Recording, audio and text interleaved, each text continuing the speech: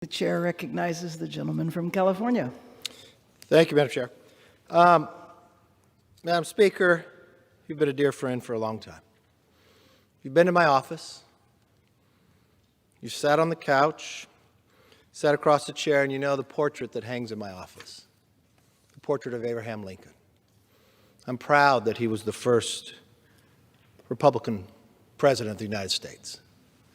I'm proud of the action that he took in a defining time of our nation.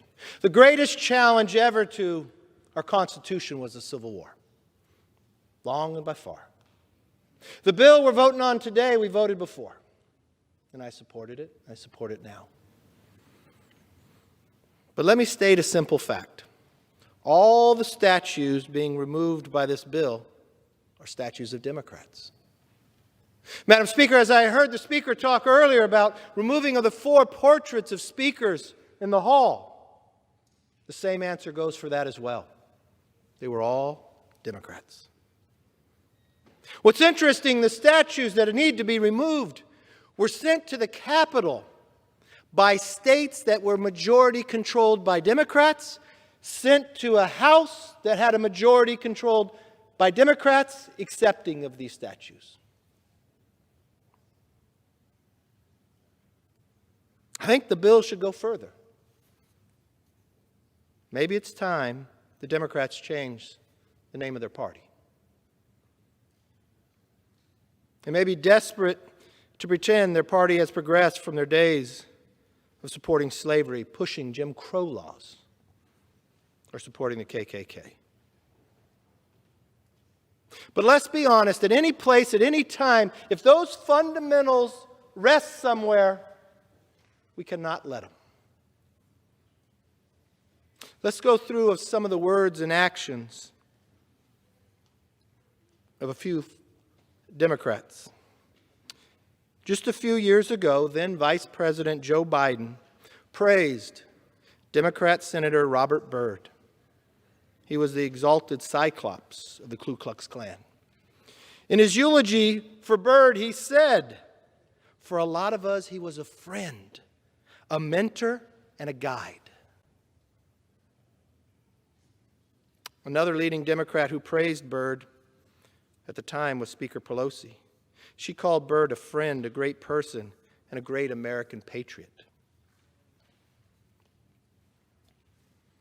Madam Speaker, today, the Democratic Party had doubled down on what I consider this shameful history by replacing the racism of the past with the racism of the critical race theory. They continue to look at race as the primary means of judging a person's character. We saw just last week, Senate Democrats voted to confirm one of President Biden's appointees who said, let me quote, "We must do everything in our collective power to realize Dr. Kendi's vision for America." Let me be clear about what that vision is. Kendi, the author of How to Be an Anti-Racist, proposed in his book that the solution to past discrimination is present discrimination. Now that's what the person who is now in charge of the personnel of the entire federal government is endorsing. And this divisive vision isn't confirmed or just confined to one person or department. The Navy included Kendi's book on its official reading list for sailors in the Department of Education, has praised the Debunk 1619 Project, citing it as an example of what should be taught to our children. Critical race theory is the governing ideology of what we're now finding in the Biden administration. By advocating for it, Democrats continue to fuel hatred and division across the country. I agree with Senator Tim Scott. America is not a racist country. America must reject critical race theory for the simple reason state-sponsored racism is wrong and always will be. It was wrong when it was segregated lunch counters of Jim Crow, and it was wrong when it was segregated classrooms of critical race theory. Madam Speaker, many times I wonder, What would America have looked like had Abraham Lincoln not been assassinated? Malice towards none. Or what would America have looked like had the agreement to remove the federal troops from the South,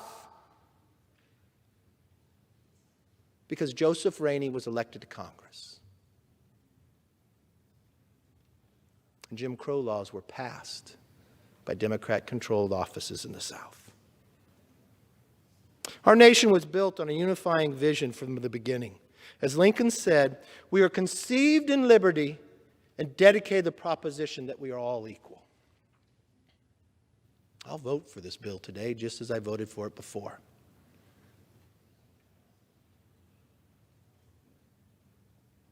But, Madam Speaker, if we have not learned anything, we should not divide our nation based on race. I applaud the Democrats for standing up, removing Democrat statues from Democrat-controlled majorities sent to a Democrat majority House who accepted them. It is about time. But, Madam Speaker, to continue along in a critical race theory where you would teach an individual that they're right or wrong based upon the color of skin goes against everything that we're voting about today. Madam Speaker, you know my heart, and I know yours.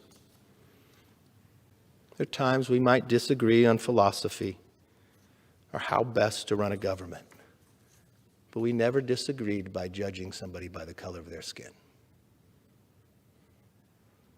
And I hope we take this moment and this opportunity, as we promised before, to strive to be a more perfect union. With that, I yield back.